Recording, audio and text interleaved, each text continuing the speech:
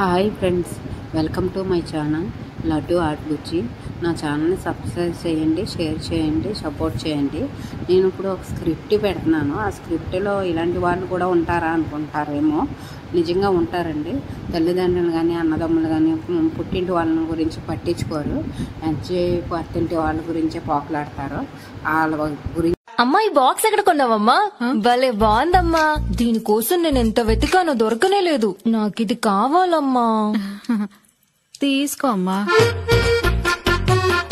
అమ్మా, ఈ flower vase ఎక్కడ తీసుకున్నావమ్మా? సంతలో తీసుకొచ్చాను. కూతురు వస్తుంది, ఒకటి రెండు ఎక్స్ట్రా తీసుకురావాలని తెలీదా నీకు?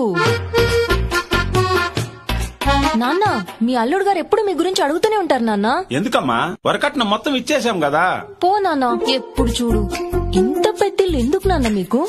నా పేరు మీద రాసేయచ్చు కదా. నీ పేరు మీద రాసి మేమెక్కడికి పోవాలమ్మా? అయ్యో, ఏంటి నాన్న అలా మాట్లాడుతున్నావు? నేను నీ కూతుర్ని. మీరు సంవత్సరానికి ఒకసారి మా ఇంటికి వస్తే 4 రోజులు మీకు అన్నం పెట్టలేనా నాన్న? మీకు తప్పు నీది కాదమ్మా.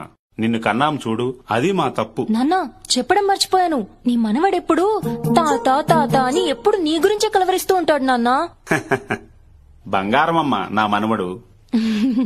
అదే బంగారాన్ని ఇక్కడ తీసుకొచ్చి పెడతాను. కాస్త డిగ్రీ వరకు చదివించండి నాన్న. అక్క, షర్ట్ ఐరన్ చేసి పెట్టాను, చూసావా? రేయ్, నేను చూడలేదురా. అదా మీ బావ ఫేవరెట్ కలరు. బామ్మర్ది గిఫ్ట్ గా ఉండని అని నేనే తీసుకున్నాను. నాన్న, వెళ్ళి అన్నతో మాట్లాడుస్తాను. అన్నా, ఎల్లమ్మా. వాడి దగ్గర ఏం తీసుకెళ్తావో తీసుకెళ్ళమ్మా.